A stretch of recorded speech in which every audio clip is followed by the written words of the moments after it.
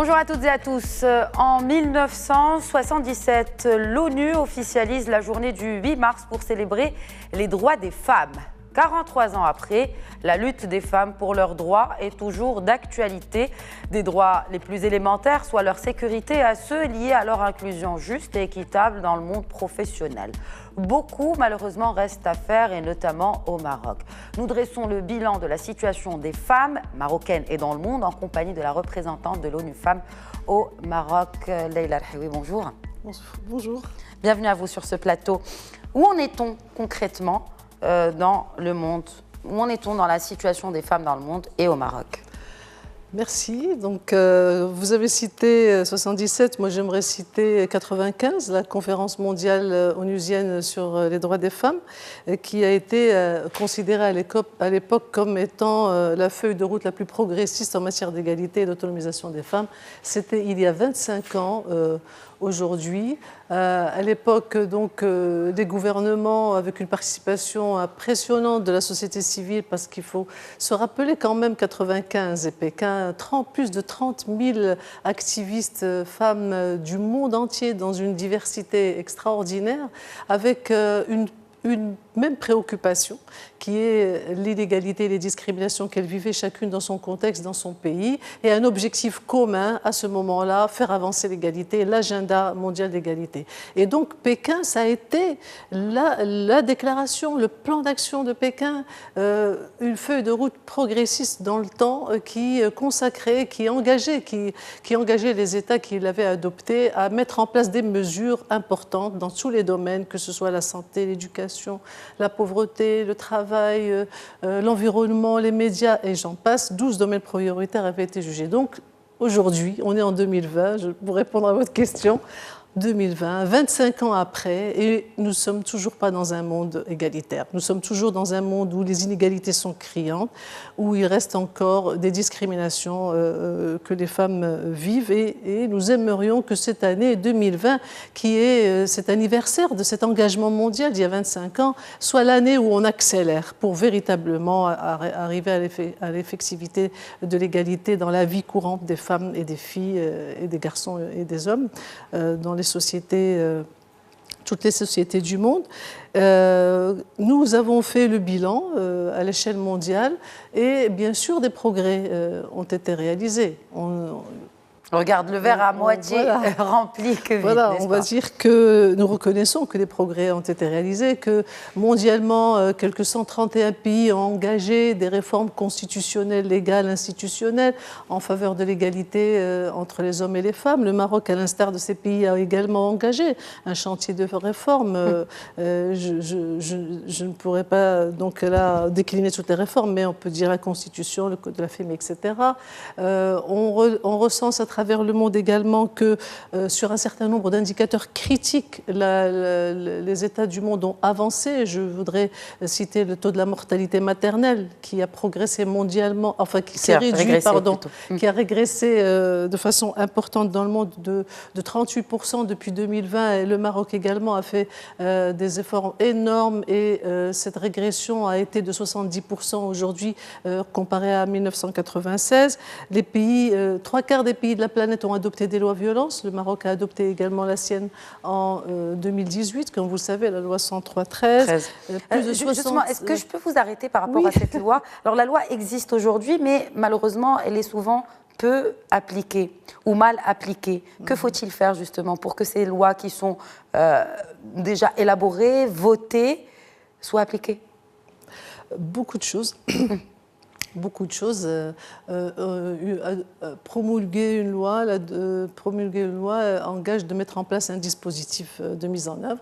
Et la responsabilité donc de la mise en œuvre de la loi, elle est diverse, elle est intersectorielle.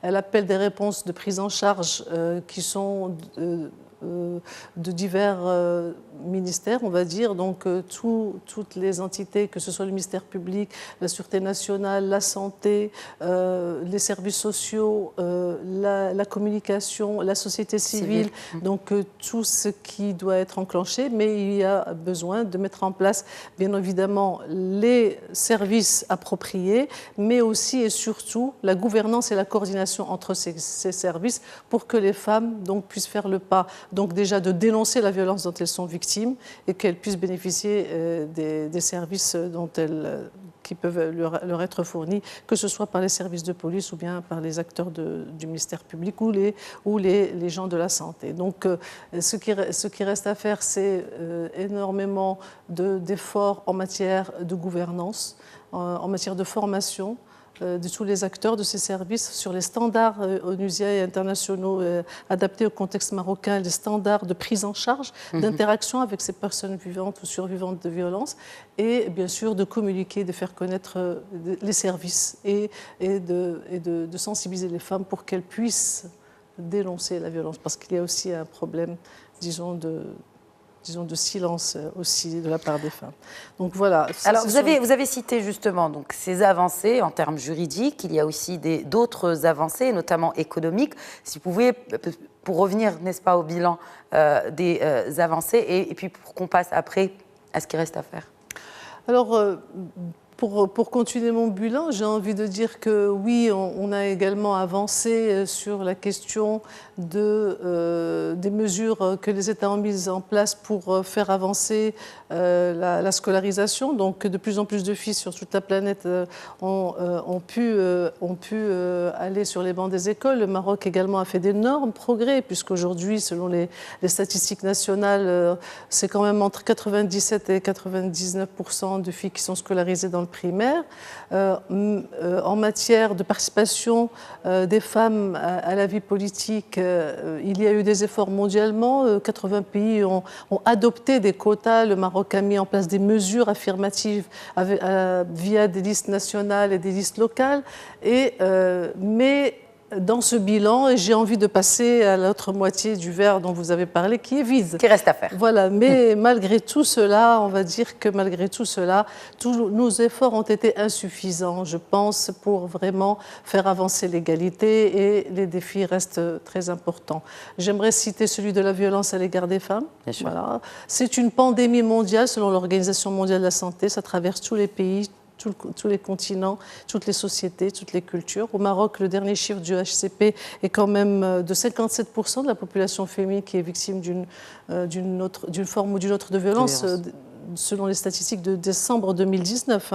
La scolarisation, j'ai dit à l'instant que c'est un progrès important que le Maroc a fait, mais nous constatons quand même qu'il reste encore beaucoup à faire, et notamment dans le milieu rural, puisque nous voyons, il continue à y avoir le problème de la déscolarisation, de la déperdition des filles, scolaire, oui. Dès lors qu'il faut passer au collège, au lycée. C'est une fille sur 3 qui arrive au collège et seulement une fille sur 10 qui va arriver au lycée au niveau du milieu rural. L'inégalité dans l'héritage reste un problème et aussi un des problèmes, disons, qui est unanimement aujourd'hui au Maroc considéré comme critique, c'est celui de la non-inclusion économique des femmes.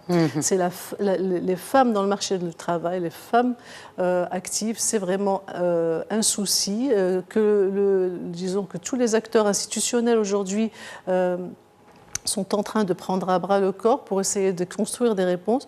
Mais il faut dire que le taux d'emploi des femmes au Maroc est l'un des plus faibles au monde. Alors, quelles sont les réponses à apporter, justement, et quelles sont les solutions à court terme, par exemple, pour justement arriver à plus d'équité et à plus d'inclusion de la femme de manière globale, et dans le Maroc en particulier, puisque vous représentez l'ONU au Maroc? Voilà, moi je dirais qu'il n'y a pas une réponse. Il faut que, lorsqu'on construit une réponse pour éliminer une discrimination entre les hommes et les femmes, les garçons et les filles, il faut la penser de façon transversale, intersectorielle et intersectionnelle, comme on dit. La résolution, par exemple, de l'emploi des femmes ne pourra pas se faire si on ne règle pas le problème de l'inégalité, de la répartition du travail, des tâches domestiques et de soins. Aujourd'hui, les femmes, elles passent 7 fois plus de temps que les hommes à s'occuper des enfants, à faire le ménage. Et donc, c'est autant de temps qu'il aurait volé, qu'il aurait, disons, pris et qui entrave leur accès à l'espace public, au travail, à l'éducation, à l'emploi. à la culture, à avoir une place dans la société. Donc, travailler sur la question de la réduction des inégalités exige une transformation de la société qui doit considérer que la question des stéréotypes, de la violence, de l'éducation, de la participation politique, de tout cela est une bulle dans laquelle les éléments sont interconnectés et toucher à juste un aspect, par exemple, qui est promouvoir l'éducation des filles dans le milieu scolaire. Si on ne travaille pas sur changer les mentalités pour que ces filles ne passent pas plus de temps que les garçons à faire les travaux domestiques. Vous savez que les filles font 3 fois plus de travaux domestiques que les garçons, les petites filles, et qu'elles jouent 2 fois moins que les garçons. Donc il y a une complexité qui exige que nous pensions de façon horizontale, globale, transversale pour résoudre le problème. Donc travailler à faire inclure les femmes dans le marché de l'emploi, si cela n'est pas accompagné d'un travail sur la conciliation vie privée et vie professionnelle, si cela n'est pas accompagné par qui va s'occuper des personnes âgées ou comment on va avoir des politiques du social, nous ne pourrons, ou bien comment on va sécuriser l'espace public, on ne pourra pas augmenter le taux d'inclusion économique des femmes. Enfin, la journée du 8 mars est une occasion, parmi d'autres d'ailleurs, pour justement mettre le doigt sur ces choses qui devraient être transformées à petite échelle pour que le résultat soit beaucoup plus global et à grande échelle. Merci beaucoup, Leïla El-Hioui, d'avoir répondu aux questions de Média 1 TV. Merci à vous de m'avoir invité. Merci de nous avoir suivis. Je vous souhaite une excellente suite des programmes sur notre antenne.